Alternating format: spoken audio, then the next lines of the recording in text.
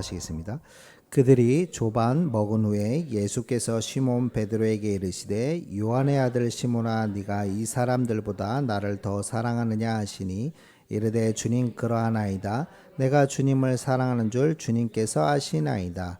이르시되 내 어린 양을 먹이라 하시고 또 두 번째 이르시되 요한의 아들 시몬아 내가 나를 사랑하느냐 하시니 이르되 주님 그러하나이다. 내가 주님을 사랑하는 줄 주님께서 아시나이다. 이르시되 내 양을 치라 하시고 세 번째 이르시되 요한의 아들 시몬아 네가 나를 사랑하느냐 하시니 주께서 세 번째 내가 나를 사랑하냐 하심으로 베드로가 근심하여 이르되 주님 모든 것을 아시오매 내가 주님을 사랑하는 줄을 주님께서 아시나이다. 예수께서 이르시되 내 양을 먹이라. 내가 진실로 진실로 내게 이르노니 내가 젊어서는 스스로 띠뛰고 원하는 곳으로 다녔거니와 늙어서는 내 팔을 벌리고 남이 내게 띠띠우고 원하지 아니하는 곳으로 데려가리라. 아멘. 여러분 오늘 말씀을 보면요, 예수님께서 베드로에게 질문을 하셨습니다. 이 사람들보다 네가 나를 사랑하느냐. 근데요, 그 질문 이전에 여러분 부활하신 예수님이 지금 질문하신 겁니다. 근데 여러분 오늘 그 14절에 보면 이렇게 말씀하고 계십니다. 이것은 예수께서 죽은 자 가운데서 살아나신 후에 세 번째로 제자들에게 나타난 것이라. 그러니까 지금 베드로에게 질문하는 그 당시가 예수님이 몇 번째 제자들에게 나타나셨다고요? 세 번째. 즉 부활하시고 나서 제자들에게 세 번째 나타난 장면이라고 말씀하고 계십니다. 그럼 여러분 한번 생각해 보셔야 됩니다. 세 번째인데 그러면 베드로와 제자들이 이미 벌써 부활하신 예수님을 몇 번이나 만났다는 거예요? 두 번이나 더 먼저 만났다는 거죠. 여러분 그러면 부활하신 예수님을 만나고도 다시 갈릴리 바다로 지금 제자들이 내려왔다는 겁니다. 그러니까 부활하신 예수님을 안 만나고 갈릴리 바다로 온 것이 아니라 부활하신 예수님을 만났는데도 불구하고 다시 갈릴리 바다로 내려왔다는 겁니다. 여러분 갈릴리 바다가 베드로에게 어느 곳입니까? 본인의 삶의 터전이었죠. 본인이 예수님을 만나기 이전의 삶이 뭐였냐면 어부였습니다. 즉 과거의 삶으로 어부의 삶으로 다시 돌아왔다는 겁니다. 언제요? 예수님을 만나고 나서요. 어떤 예수님? 부활하신 십자가에 죽으시고 구원을 완성하시고 모든 죽음과 사망으로부터 완전 승리하신 부활하신 그 그리스도를 만나고 나서도 다시 어디로 왔다고요? 과거의 삶으로 돌아온 것을 선택하기로. 여러분 놀랍게도 그 앞절에 보면요, 베드로만 온 것이 아니에요. 부활하신 예수님을 만난 많은 제자들이 똑같이 베드로와 함께 이곳에 왔다라고 말씀하고 있는 겁니다. 여러분 왜 이렇게 두 번이나 부활하신 예수님을 만났음에도 불구하고 여러분 한번 생각해 보십시오. 분명히 예수님이 십자가 지시기 전에 베드로와 많은 제자들에게 고난받고 십자가에 죽으심과 3일 만에 부활하실 것을 미리 알려주시고 예언하셨죠. 근데 그 말씀이 성취됐단 말이에요. 그럼 그 말씀이 성취돼서 예수님을 뵀다라고 하면 여러분 사실은 믿음 있고 신앙이 있는 그리스도의 제자라면 어떤 반응을 일으켜야 됩니까? 아니 진짜 예수님이 부활하셨네? 정말 하나님의 아들이시고 이분이 정말 그리스도가 맞고 이분이 정말 참 나의 구원자이심을 확실하게 체험했잖아요. 그럼 여러분 어떤 반응을 일으켜야 돼요? 사실은 연쇄 반응이 일어나야 되잖아요. 그 믿음에 대한 고백과 내가 이제는 뭐를 위해서 살겠습니까? 라는 고백이 나와요. 주를 위해서 살겠습니다. 라는 고백이 터져 나오는 게 어떻게 보면 자연스럽고 당연한 순리라고 생각되지 않으십니까? 근데 여러분 돌아왔다고요. 언제의 삶으로요? 예수님을 만나기 이전의 삶으로요. 과거의 삶으로 돌아가는 것을 선택한 거예요. 예수님을 만나고도요. 왜 그랬을까요, 여러분? 그런데 참 집요하시죠, 예수님. 뻔히 이들이 왜 그걸 선택했는지 모르시겠습니까? 예수님 분명히 알고 계실 거예요. 베드로가 무슨 마음으로 과거를 선택해서 어부의 삶으로 돌아가기로 선택했는지 뻔히 알고 계신단 말이에요. 그럼에도 불구하고 집요하시잖아요. 어떻게 보면 예수님이 굉장히 뭐라 해야 될까요? 스토커입니까? 아니 어떻게 보면 부활하신 예수님을 지금 놓고 도망간 거거든요. 부활하신 예수님을 그냥 내버려 두고 어떻게 보면 과거로 지금 도망가듯이 도망간 건데 끝까지 쫓아오셔가지고 심지어 뭐 하고 있습니까? 어부의 삶을 살고 있어요. 물고기를 또 잡고 있는 거예요. 근데 밤새도록 물고기를 잡았는데 잡았을까요? 한 마리도 또 못 잡았어요. 근데 예수님은 어떻게 아셨는지 이미 벌써 조밥 먹을 준비를 다 해놓고 못 잡은 거 뻔히 아시니까 야 저쪽에 또 그물 던져봐. 그래서 물고기를 또 엄청나게 잡죠. 그럼 그걸 먹고 나서 지금 묵고 계신 겁니다. 여러분 베드로를 보면 참 어떤 생각이 드십니까? 여러분 혹시 이런 생각이 드십니까? 어떻게 네가 그럴 수 있냐? 라고 생각되는 분이 있다면 여러분 그 마음은 조금 접어두시고요. 베드로라는 캐릭터를 생각했을 때 저는 한 단어가 굉장히 계속 떠오릅니다. 그게 뭐냐면요. 인간적이라는 겁니다. 여러분 보통 인간적이다라고 표현할 때 어떤 마음이 드십니까? 어떤 사람이 있어요. 완벽하게 일을 처리하고 누가 봐도 완벽한 사람이에요. 그럼 그 사람한테 인간적이다라고 표현하십니까? 아니죠. 그 사람들에겐 그런 사람에겐 뭐라고 표현해요?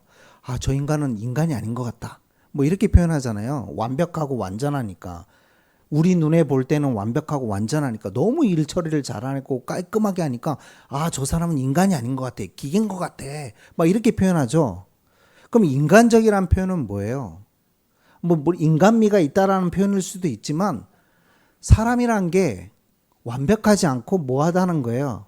좀 허점투성이라는 거예요.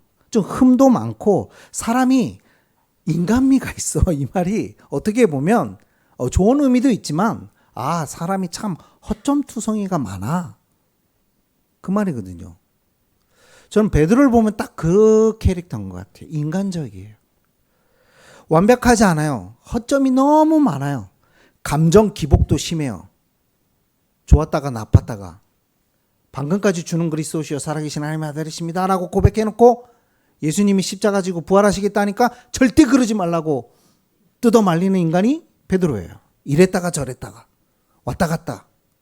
심지어 여러분 베드로가 어떻습니까? 예수님 잡아간다고 하니까 칼을 뽑아가지고 잡아가는 그 사람의 뭐를 쳤습니까? 귀를 쳐가지고 귀를 떨어뜨리질 않나. 감정에 참 휘둘리는 사람이에요. 이성적이지 않아요, 여러분. 이 사람은요. 너무나 허천투성이에요. 근데요, 그게 귀여운 면이 있어요, 여러분. 왜? 때로는 굉장히 감정적이다 보니까 예수님에 대한 표현들이 굉장히 감정적이에요. 여러분 예수님께서 이제는 십자가 지시고 부활하시겠다니까 뭐라고 합니까? 절대 그러지 말라는 것도 있지만 야 드디어 내가 이제는 잡힐 때가 됐고 이제 갈 거다라고 했더니 베드로가 뭐라고 고백했는지 아십니까? 베드로가 이렇게 이야기합니다. 마태복음 26장 35절에 보면요. 베드로가 이르되 내가 주와 함께 죽을지언정 주를 부인하지 않겠나이다 하고 모든 제자도 그와 같이 말하니라. 가장 앞장서서요. 예수님이 이제 잡혀간다니까 뭐라고 얘기했다고요? 절대로 죽을지언정 자기가 죽을지언정 주와 함께 죽겠다라고 이야기를 합니다. 여러분 3대 거짓말 중에 하나죠. 뭐였습니까?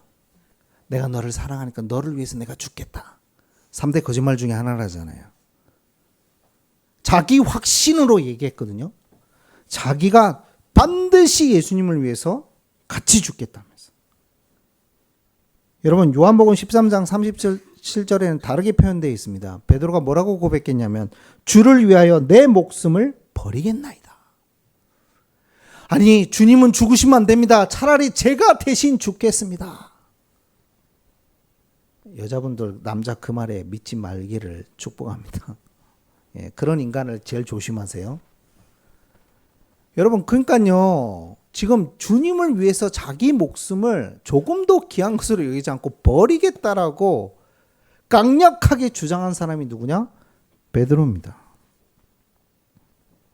그런데 여러분, 요한복음 18장에 보니까요, 대제사장 중에 종이 하나가 있었는데 그 종 하나가요, 누구의 친척이었냐면 베드로가 아까 귀를 탁 쳐가지고 귀를 떨어뜨렸던 그 사람의 친척인 종이 베드로하고 같이 불을 쬐고 있었어요.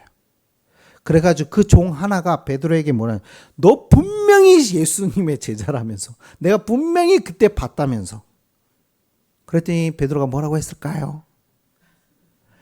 절대 그 사람이 아니라면서, 자기는 절대 제자가 아니라면서. 그랬더니 닭이 뭐 했더라? 닭이 울었더라. 내 목숨을 버리겠나이다 라고 했을 때 예수님이 얘기하시죠. 너가 나를 3번이나 부인할 것이다. 그랬더니요, 반신반의합니다. 절대 그럴 일 없습니다. 그런데 닭이 울었더라. 그게 3번째 부인했던 장면입니다. 배신의 아이콘이 되어버렸습니다. 자기 확신으로 얘기했는데 자기는 예수님을 절대로 부인할 일이 없습니다. 당신을 위해서 내가 목숨 버리겠나이다. 그랬는데요, 몇 번이나 부인했다고요? 3번이나. 다른 사람이 아닙니다, 여러분. 다른 사람이 아니에요. 같은 사람인데 배신의 아이콘이 되어버렸습니다. 근데 여러분, 베드로 한 사람만의 배신의 아이콘일까요? 그렇지 않습니다. 제자들도 같이 이야기했다라고 말씀하고 계시잖아요. 근데 제자들도 다 배신하고 뭐 했죠? 뿔뿔이 흩어져 버렸습니다. 어떻습니까, 여러분? 베드로의 모습이, 여러분, 어떻게 인간이 그럴 수 있을까? 아니요, 여러분. 인간적이라니까요. 제자들의 모습일 뿐만 아니라 여러분, 믿음 생활하고 있는 우리들의 모습이 베드로와 같습니다. 여러분, 우리들의 모습은 어떻습니까? 예수님을 위해서 목숨을 버리겠다라고 전 아직 고백하지 않았는데요 라고 생각하는 분이 있다면 뭐 할 말이 없는데요. 그리스도의 제자란 말이 무엇입니까? 이제는 내가 예수님을 위해 살겠다라고 고백하고 그 믿음으로 여기에 함께 예배드리고 있는 것이지 않습니까? 그런데 어떻습니까? 우리가요, 살아갈 때 우리는 주를 위해서 살겠다라고 고백했고 그걸 위해서 여러분 신앙생활 하고 있다라고 우리가 살아가고 있는데 삶 속에서는 어떻습니까? 오히려 하나님의 말씀보다는 불순종하며 말을 듣지 않고 과거의 삶으로 이들이 제자의 삶이 아닌 과거의 삶으로 돌아간 것처럼 항상 우리 역시도 과거의 삶으로 돌아가고 있는 우리의 모습들. 예수님 믿기 이전의 삶으로 여러분 항상 돌아가세요. 그 속에서 허덕이며 살아가고 있는 모습들이 우리에게도 많이 보이지 않습니까? 여러분, 우리들의 삶의 모습도 마찬가지입니다. 하나님의 말씀에 대한 확신과 방향으로 살아가기보다는 자신의 확신과 자신의 방향으로 늘 선택하고 살아가고 있는 우리들의 모습. 언제든지 말로는 주님을 위해서 살겠습니다. 언제든지 말로는 복음을 위해서 살겠습니다. 언제든지 말로는 하나님을 위해서 살겠습니다. 교회를 위해 내가 헌신하겠습니다. 라고 말로는 그렇게 고백하고 살아가지만 실제로는 그러지 못하는 우리들의 모습. 고린도후서 5장 17절에 뭐라고 얘기하십니까? 그런즉 누구든지 그리스도 안에 있으면 새로운 피조물이라. 보라, 이전 것은 지나갔으니 보라, 뭐가 되었다? 새 것이 되었다. 에베소서 4장 22절입니다. 새 것이 되었고 새로운 피조물이 되었음에도 불구하고 너희는 유혹의 욕심을 따라 썩어져가는 구습을 따르는 옛사람을 벗어버려라. 날마다 옛사람의 모습으로 살아가는 우리들의 모습. 주님을 사랑한다라고 고백하고 있지만, 주님을 위해서 목숨을 버리겠다라고 고백하고 있지만, 과거의 삶으로 늘 부활하신 예수 그리스도를 여러분 지금 여러분도 만나셨잖아요. 주님을 정말 그리스도로 영접하고 하나님의 자녀가 되는 권세 안에 여러분이 속한 자가 되셨잖아요. 주님이 여러분을 사랑하셔서 우리가 죄인이었을 때 우리를 구원하셔서 하나님의 자녀로 삼아주시고 영원한 축복을 여러분에게 주셨잖아요. 어제 서희하고 대화하다가요. 어떤 뉴스를 보다가 지금 전쟁이 난리가 났거든요. 또 네. 미국이 또 한 나라를 침공해가지고 이게 나라가 진짜 이게 그래서 제가 그랬거든요. 야, 하나님 말씀대로 되고 있는 것 같다. 민족이 민족을, 나라가 나라를 정말 전쟁과 기근이 끊임없이 일어난다더니만 서희가 그러더라고. 다행이라면서. 예수님 믿은 게 다행이라면서 그렇지. 예, 이제는 천국 가도 괜찮은가 봐요. 예, 그런 얘기를 하더라고요. 그래. 제가 그랬죠. 그래서 같이 가자. 이렇게. 같이 가자. 같이 가야지, 천국을. 여러분, 정말 구원받은 게 여러분에게 가장 소중한 은혜입니까? 저는 아무리 봐도 그렇습니다. 인생을 살아가면 살아갈수록 이 세상 가운데 소망이 없습니다. 있고 없고의 문제가 아닙니다. 돈이 있어서 여러분 소망이 있을까요? 그거의 문제가 아니라니까요. 인간에게는 진짜 소망은요. 주님이고 생명이고 영원한 영생이고 천국의 은혜예요. 그 소망이 있으니까 여러분 사실은 우리가 살아갈 수 있는 거 아닙니까? 새로운 피조물이 되었고 그 은혜 가운데 우리가 부르심을 받았음에도 불구하고 그러나 우리의 삶의 모습은 어디를 따른다고요? 옛사람을 자꾸 따라가는 구습을 자꾸 따라가려고 하는 그 본성과 본질.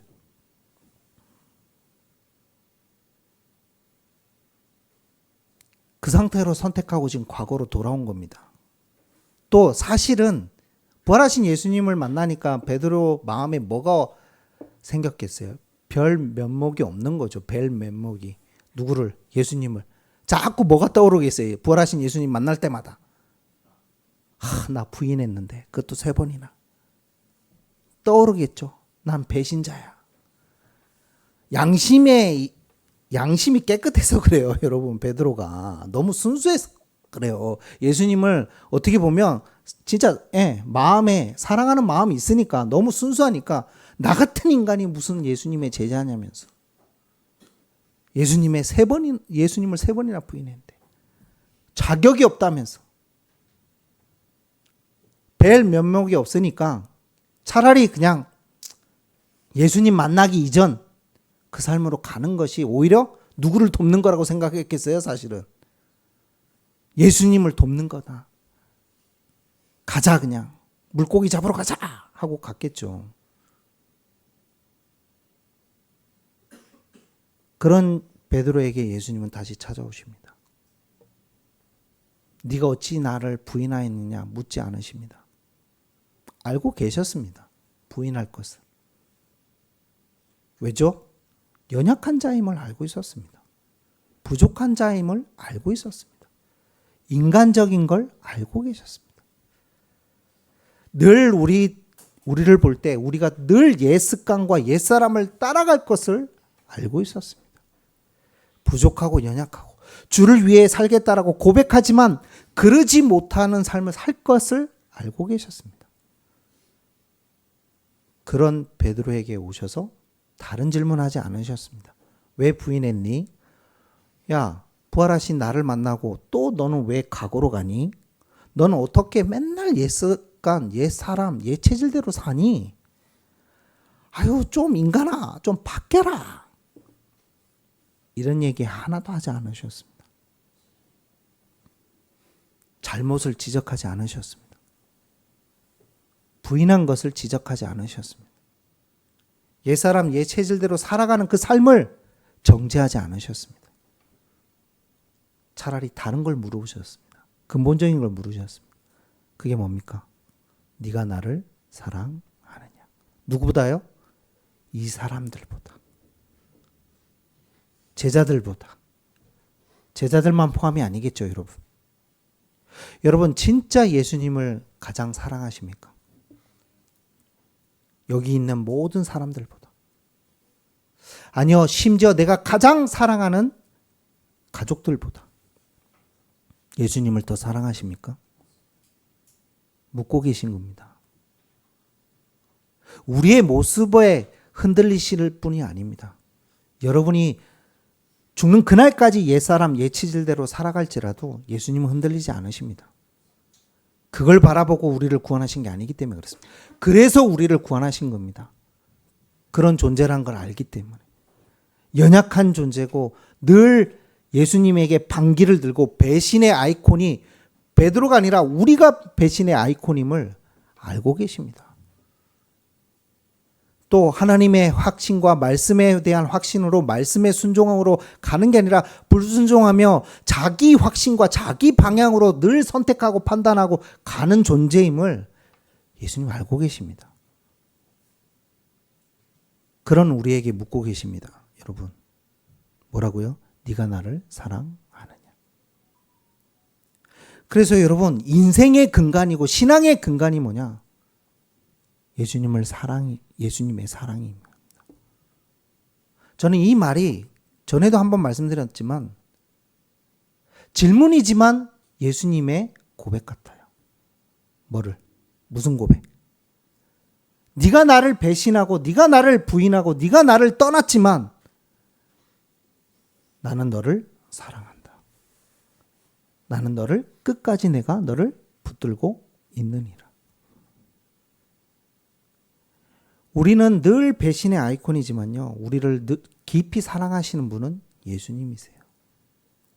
그 고백인 것 같아요. 저는 아무리 봐도요. 베드로가 태도가 달라졌습니다. 전에는 자기 확신으로 대답을 했거든요. 절대로 그럴 일이 없습니다. 목숨 내놓겠습니다. 근데 오늘 뭐라고 얘기합니까? 뭐라고 얘기하죠? 주님 그러하나이다. 제가 주님을 사랑합니다. 이렇게 대답하지 않았습니다. 베드로가 뭐요? 그러합니다. 내가 주님을 사랑하는 줄 누가 아십니까? 내가 아는 게 아니고 주님께서 아십니다. 베드로 태도가 달라졌습니다. 자기 확신으로 살아가는 존재였거든요. 자기 감정대로 살아가는 존재였거든요. 근데 이제는 자기가 자기를 몰랐던 거죠. 목숨 내놓을 줄 알았는데, 그렇죠. 주님을 위해서 살 줄 알았는데 3년 동안 따라다니면서 뭘 봤습니까, 여러분? 수많은 능력과 기적을 봤잖아요. 그러면 정말 이 주님을 위해서 살 거라고 자기는 확신했고 장담했고 고백했고 그럴 줄 알았는데 아니었습니다. 자기가 자기를 너무 몰랐던 거죠. 자기가 너무나 추악한 존재임을 몰랐던 거죠. 자기가 너무나 배신의 아이콘임을 몰랐던 거죠. 뭐가 사라진 거예요, 이제는? 자아가 사라진 겁니다. 자신의 확신이 사라진 겁니다. 아니요, 주님 사랑하니? 라고 물었을 때 사실은요, 저는 모르겠습니다. 언제 또 제가 예수님을 또 배신할지 모릅니다. 근데 누가 아신다고요? 주께서 아시나이다. 바뀐 겁니다, 여러분. 뭐가요? 주체가 바뀌었습니다, 이제는. 신앙생활의 뿌리가 뭔지 아십니까? 주체가 바뀌는 겁니다. 그 주체가 누구로요? 예수님의 사랑으로 온전히 나를 충만하게 만드는 겁니다. 신앙의 주체 뿌리뿐만이 아닙니다. 그게 바로 우리 인생의 뿌리인 겁니다. 여러분, 그게 우리가 평생 주님 앞에 가는 그날까지 우리가 붙잡아야 될 근간입니다. 예수님은, 부활하신 예수님은 베드로에게 지금 그것을 다시 한번 상기시키고 계신 겁니다. 3번이나 왜 물으셨을까요? 뭐가 자꾸 생각납니까? 3번 물었다는 얘기는. 3번 부인한 게 자꾸 생각나잖아요. 사람들 앞에서 공식적으로 예수님을 3번이나 부인했죠. 근데 이제는 제자들 앞에서 다시 베드로에게 3번 질문하심으로 뭘 하시는 거예요? 다시 사명을 회복시키는 장면인 거예요. 괜찮다, 베드로야. 내가 너를 사랑하기 때문에 괜찮다는 거예요. 야, 네 수준, 네 감정, 네 습관, 네 걸 보면 아무것도 사실은 쓸 게 없는데 내가 너를 사랑하여, 내가 너를 지명하여, 내가 너를 택했고, 내가 너를 붙잡았고, 내가 너를 택했기 때문에 나의 사랑으로 다시 너를 용서 정도가 아니라 그래서 내가 너를 사도로 세웠고 그래서 내가 너를 복음 전할 증거 있는 증인으로 세웠으니까 괜찮다. 문제되지 않는다. 여러분. 그게 하나님의 사랑이고 예수님의 사랑입니다. 그래서 우리가 예수님의 사랑을 뭐라고 합니까? 아가페 사랑이라고 얘기하잖아요. 어떠한 것도 없는, 아무 조건도 없는. 조건이 없다는 말이 뭐예요? 우리의 어떠한 모습도 보지 않는다는 거예요, 여러분. 근데 여러분, 이 말씀을 이용하는 자는 되지 않기를 축복합니다. 아무 조건도 없다니까 이제는 막 살자 막. 그거는 정말 예수님을 사랑하지 않는 거죠. 여러분, 정말 예수님을 사랑하십니까? 진짜 여러분 예수님을 사랑하시길 바랍니다. 아니, 장담은 하지 마세요. 아멘은 하시지만 장담은 하지 마세요. 우린 늘 배신의 아이콘입니다. 말씀 전하는 저도 마찬가지고요. 늘 배신의 아이콘이에요. 근데 그때 기억하시라고요. 뭐를요? 예수님의 사랑을요. 주님의 사랑을요. 그걸 붙잡으시라고요. 그것 때문에 예수님이 우리를 인치셨다니까요. 그것 때문에 예수님이 죽으신 거예요. 그것 때문에 여러분을 구원하신 거예요. 자꾸 내가 왜 이 모양 이 꼴일까? 그 생각할 이유가 없어요. 그 모양 그 꼴이어서 하나님이 부르셨다고요. 믿으십니까? 진짜? 진짜라니까요. 알고 부르셨다고요. 모든 걸 나의 수준을 알고 부르셨다고요. 그래서 우리의 모든 인생의 뿌리는 예수님의 사랑이에요. 오늘 강력하게 이 부분을 3번 질문하시면서 공식적으로 확정하신 거예요. 베드로가 잊겠습니까, 이제는? 잊을 수가 없죠. 이제는 베드로가 정말 누구를 위해서 살기로 작정하겠어요.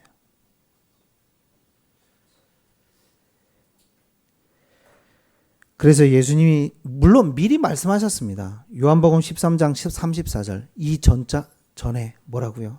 내가 너에게 새 계명을 주노니 서로 사랑하라. 왜? 내가 너희를 사랑한 것 같이 너희도 사랑하라. 요한복음 15장 12절에는 내 계명은 곧 내가 너희를 사랑한 것 같이 너희도 서로 사랑하라. 여러분, 복음의 근간은 예수님의 사랑입니다. 우리 인생의 근간도 예수님의 사랑입니다. 흔들리지 않으시길 축복합니다. 그 뿌리에 모든 집을 짓기를 축복합니다. 모든 것을 그 위에 세워야 됩니다. 누구도 세워야 됩니까? 나도 그 위에 세워야 됩니다. 나의 확신이 아닙니다. 그 근간을 붙잡고 살아가는 겁니다. 그 사랑 안에서 우리가 살아가는 겁니다. 그럼요, 달라지는 게 있습니다. 여러분, 그 어린 왕자를 쓴 센텍쥐베리 아시죠? 주로 우리가 어린 왕자라는 책만 알고 있는데요. 그분이 쓴 책 중에 인간의 대지라는 책이 있습니다. 그 책의 문구인데요. 굉장히 의미 있는 문구더라고요. 사랑은 서로 마주보는 것이 아닙니다. 사랑은 서로 마주보는 것이 아니라 같은 곳을 바라보는 것입니다. 라는 문구가 있습니다. 여러분, 우리가 주로 사랑은 서로 마주보는 거라고 우리가 생각을 하잖아요. 왜죠? 서로 왜 마주봐요? 예? 서로 왜 마주봐요? 사랑하는 사람이 자꾸 이렇게 마주보고 손도 잡고 전혀 느낌이 없네. 반응을 못하네. 우리 앞에 있는 3명은. 아직 모르겠죠. 네. 왜 그렇습니까, 여러분? 왜 서로 마주봐요? 그때 그 눈빛이 살벌한 살기입니까? 살기로 바라보나요? 아니죠. 러블리로 바라보잖아요. 사랑스러운 눈빛으로. 근데 보통 우리가 그렇게 생각하잖아요. 사랑을. 사실은. 여러분, 그 감정이 중요하지 않다. 그 말은 아니에요. 당연히 중요하죠. 근데 사랑은 감정만을 이야기하지 않는다. 그 말입니다. 감정만, 사랑해, 러블리 쳐다보고 있어요. 근데 여러분 생각해 보세요.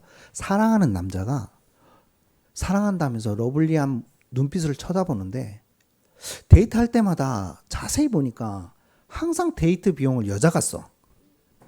한 번도 안 써. 근데 항상 사랑해, 손도 잡아주고 사랑한 눈빛을 쳐다봐. 근데 100번을 데이트했는데도 한 번도 돈을 안 써. 자, 여러분 어떻게 생각하십니까? 그 사랑하는 인간 맞아요? 사기 치려는 인간 아니에요? 사기? 그 사랑하는 눈빛을 줌으로써 이 여자로부터 돈을 뜯어내기 위한 전략 아니에요? 진짜 사랑하는 사람이라면 그 남자가 뭐 하겠어요? 행동으로도 보여주겠죠.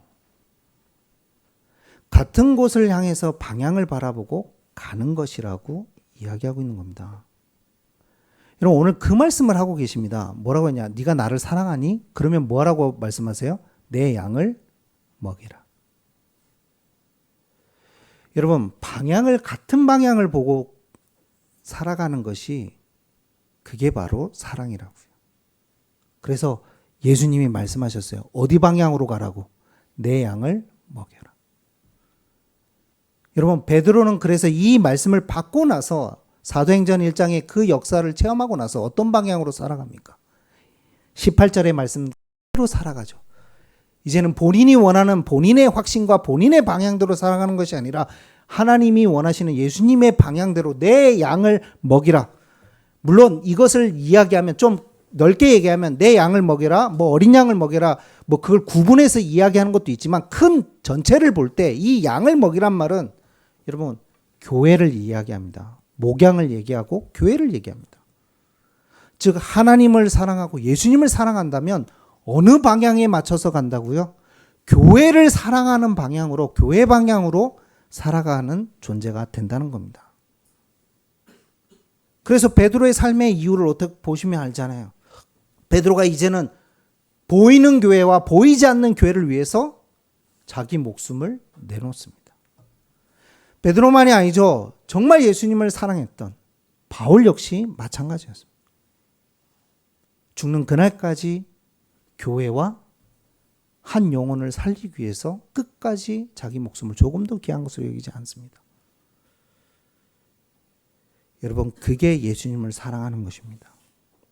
그게 우리의 삶의 방향입니다. 여러분 오늘 질문하십니다. 네가 나를 사랑하느냐? 그 질문 앞에 여러분 자신들을 세워보시길 축복합니다. 완벽하라고 얘기하지 않으세요. 완벽하지 않은 거 아세요. 인간적인 거. 그거를 누가 하시겠다는 거예요? 예수님이 하실 겁니다. 나는 뭐 하면 되죠? 정말 그 고백을 하고 그 방향 맞춰서 주님이 원하시는 삶의 방향으로 조금씩 조금씩 맞춰 나간다면 여러분 우리의 삶은 참된 하나님의 은혜와 사랑이 넘치실 겁니다. 이 시대 가운데 여러분 사랑이 점점 사라지고 있습니다. 다 이기적으로 변합니다. 나라도 이기적으로 변합니다. 모르겠습니다. 정말 복음 가진 대통령이라면 뭐 트럼프 대통령께서 뭐 기독교인이라는데요. 미국 우월주의 고립주의로 갈까? 저는 생각되어집니다. 진짜 예수님을 사랑한다면. 예수님은 어디까지 사랑하라고 말씀하셨는데요? 원수까지 사랑하라고 말씀하셨는데 물론 그 자리가 쉬운 자리는 아니겠죠. 근데 너무나 자기 나라 위주의 이기적인 그런 행태와 그런 정책들을 해나갈까? 저는 고민이 되거든요. 사실은. 여러분, 나라가 이제는 더 이기적으로 변하고 있습니다. 나라만 그렇습니까? 개인들도 마찬가지입니다. 정말 모든 사람들이 자기중심적으로 이기적으로 살아가고 있는 이 시대.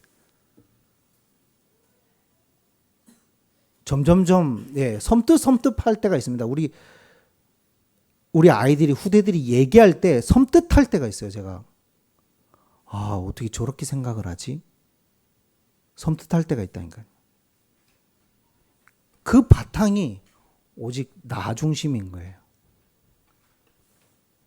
여러분, 진짜 이 가운데, 이런 세상 가운데 여러분, 우리라도 정말 예수님의 사랑을 아는 우리라도 어떻게 살아야 되겠습니까? 정말 하나님을 사랑하시고 교회를 사랑하시고 이웃을 사랑하는, 그리고 보이지 않는 예비되어 있는 영혼들을 사랑하시는 여러분 되시길 축복합니다. 그게 예수님을 사랑하는 거고 그게 방향입니다. 우리 인생의 신앙의 근간이며 방향입니다. 이 축복 누리시길 축복합니다. 기도하겠습니다. 하나님 감사를 드립니다. 배신의 아이콘이었던 베드로가 다시 예수님의 그 사랑을 알게 되어지고 그 사랑 앞에 자신을 내어줌으로 온전히 주님을 위한 인생으로 변화되어지며 정말 태도가 변화되어지고 삶이 또 변화되어진 것처럼 구원받은 하나님 자녀인 우리가 이제는 어떤 삶을 살아야 될 것인지를 깊이 고민하며 기도하며 우리가 입으로만 예수님을 사랑한다라고 고백하는 것이 아니라 이제는 정말 베드로가 삶의 변화가 일어난 것처럼 삶으로 증명할 수 있는 저희가 되게 하여 주옵소서. 사랑은 같은 방향을 바라보고 가는 것이라고 말씀하십니다. 예수님은 이미 말씀하셨습니다. 내가 너희를 사랑한 것 같이 서로 사랑하라. 예수님의 몸된 교회를 사랑할 뿐만 아니라 또 현장 가운데 이웃을 사랑하며 그것이 우리가 살아가야 될 삶의 방향임을 오늘도 또 한 번 확인합니다. 그럼에도 불구하고 늘 부족하고 연약하고 낙심되어지며 또 반대 방향으로 살아갈 때도 많지만 주님 그것도 아시고 우리를 부르셔서 구원하셨사오니 은혜를 더하시고 이끌어 주시고 주님께서 역사하셔서 정말 주님이 원하시는 삶으로 살아가지는 우리가 될 수 있도록 성령으로 역사하여 주옵소서. 감사하며 예수 그리스도의 이름으로 기도하옵나이다. 아멘.